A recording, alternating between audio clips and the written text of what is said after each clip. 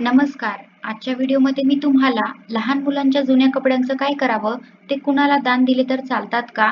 मुलांवर त्याचा काही विपरीत परिणाम तर होत नाही ना? याबद्दलची संपूर्ण माहिती सांगणार आहे. पण त्याआधी तुम्ही चॅनलवरती नवीन असाल तर चॅनलला लाईक करा आणि सबस्क्राईब देखील करा. कमेंटमध्ये श्री स्वामी समर्थ लिहायला विसरू नका.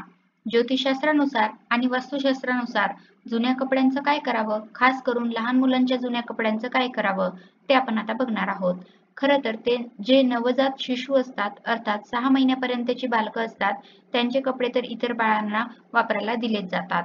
जे नवीन बेबी आहेत त्यांना वापरलेले कपडे द्यावेत असं म्हणतात कारण ते कपडे मऊ असतात.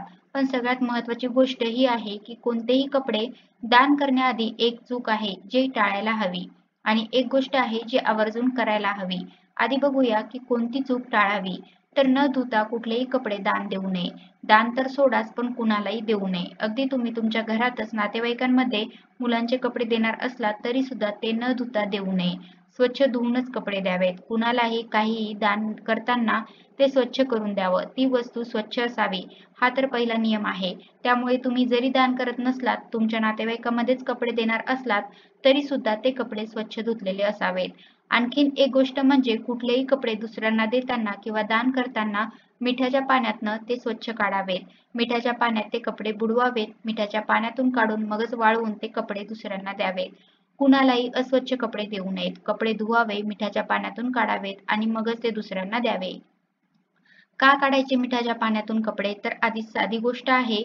लहान मुलांच्या कपड्यांमध्ये लहान मुलाचा सुगंध असतो. इतकंच नाही तर असं म्हटलं जातं वास्तुशास्त्रानुसार की लहान मुलांच्या कपड्यांमध्ये लहान मुलांच्याच नाही तर आपल्या मोठ्यांच्या कपड्यामध्ये सुद्धा आपली ऊर्जा असते आणि ती ऊर्जा इतरांकडे जाऊ नये यासाठी ते कपडे धुणं आवश्यक आहे आणि मिठाच्या पाण्यातून काढून निर्जंतुक करणे आवश्यक आहे.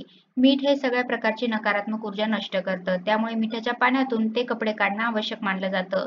जसं आपल्याला सांगितलं जातं की घरातली फरशी पुसताना पाण्यामध्ये सुद्धा थोडंसं खडे मीठ टाका आणि मग त्या पाण्याने फरशी पुसा. त्यामुळे घर निर्जंतुक बंद होतं. इतकंच कशाला घराच्या दारात सुद्धा मिठाचं पाणी शिंपडायला सांगितलं जातं. त्याच प्रकारे जर तुम्हाला तुमचे कपडे घरातल्या लहान मुलांचे असू द्या किंवा मोठ्यांचे असू द्या, कुणाला द्यायचेच असतील तर ते मिठाच्या पाण्यात भिजवून स्वच्छ करून मगच इतरांना ते कपडे तुम्ही दान देऊ शकता. पण जुन्या काळात ना एक अतिशय उत्तम उपाय होता. आता 7-8 वर्षाच्या मुलाचे कपडे आपण सहज मिठाच्या पाण्यातून काढून दुसऱ्यांना देऊ शकतो. पण 1 वर्षाच्या बाळाचे जे कपडे आहेत त्या कपड्यांचं किंवा 2 वर्षाच्या बाळांचे जे कपडे आहेत त्या कपड्यांसाठी पूर्वी एक अत्यंत सुंदर उपाय केला जायचा. घरातली आई किंवा आजी त्या कपड्यांच्या उशा किंवा उशा शिवायच्या किंवा तक्के शिवायचे, लोड शिवायचे त्याच्यामध्ये ते कपडे टाकायचे. त्यामुळे ते कपडे आठवण म्हणूनही राहायचे आणि घरात वापरायला लोड आणि उशा सुद्धा तयार व्हायच्या. अर्थात आता हे शक्य नाही. लहान बाळांचे अर्थात 6 महिन्यापर्यंतचे कपडे तर तुम्ही दुसऱ्या नवजात शिशुला देऊ शकता. तुमच्या नातेवाईकात असेल किंवा शेजारी-पाजारी कुणाला असेल. फक्त ते देताना स्वच्छ धुवून आणि मिठाच्या पाण्यातून काढून द्यावे. जर कपडे दान म्हणून तुम्ही देताय तर मात्र आणखीन एक नियम लागू पडतो आणि तो म्हणजे दुसऱ्याला वापरण्यासाठी जर तुम्ही ते कपडे देतायत, दान म्हणून देतायत तर ते फाटलेले नसावे. त्यांना ते वापरता आले पाहिजेत अशाच गोष्टींचं दान करावं. दान करताना एखादी गोष्ट जर दुसऱ्यांच्या वापरात येणार नसेल आणि तुम्हाला तुमच्या घरातलं सामान कमी करायचं म्हणून तुम्ही ते दुसऱ्याला देताय, तर त्याला दान म्हणत नाही. हा पहिला नियम आहे. तुमच्या घरामध्ये खूप चपला, बुटं पडलेले आहेत आणि ते तुम्ही कोणाला तरी वापरायला देतायत. पण त्यामध्ये एका चप्पलचा एक जोड आहे, दुसऱ्या चप्पलचा दुसरा जोड आहे, जो त्याच्या उपयोगालाच येणार नाही. पण तुम्हाला वाटतं की तुम्ही दान केलं. अशा दानात काहीही अर्थ नाही.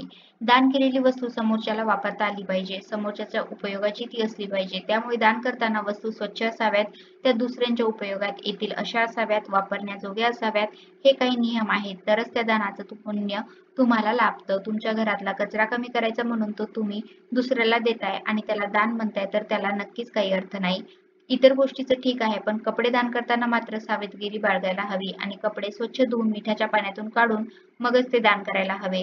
तर अशा प्रकारे आजच्या व्हिडिओमध्ये मी तुम्हाला लहान मुलांच्या जुन्या कपड्यांचं काय करावं, ते कोणाला दान दिले तर चालतात का, मुलांवर त्यांचा काही विपरीत परिणाम तर होत नाही ना, याबद्दलची संपूर्ण माहिती सांगण्याचा प्रयत्न केला आहे. कसा वाटला तुम्हाला माझा आजचा व्हिडिओ कमेंट करून नक्की सांगा. धन्यवाद.